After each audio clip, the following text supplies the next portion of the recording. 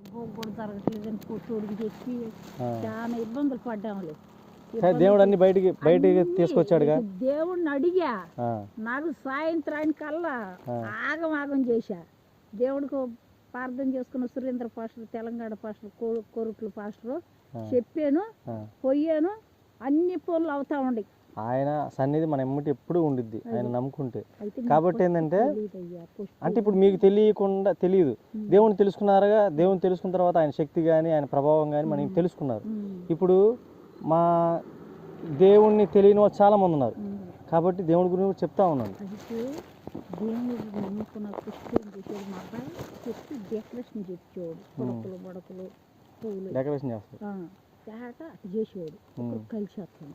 తర్వాత ఏం చేసాడు, చర్చి వాడిది పెంచాడు. మా జీతగాళ్ళని పెట్టించి అంటే రేకులు పైపులు పాతయ్యే సిమెంట్ ఇసుక మా జీతగాళ్ళ చేత పని చెప్పాడు. అది కట్టినాక ఇంకొకరు డెవలప్ అయ్యాడు. అది కట్టినాక దేవుడు ఆశీర్వదిస్తాడమ్మా.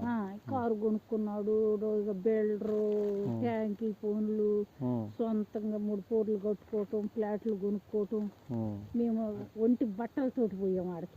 దేవుడు బహుగా ఆశీర్వదించాడు.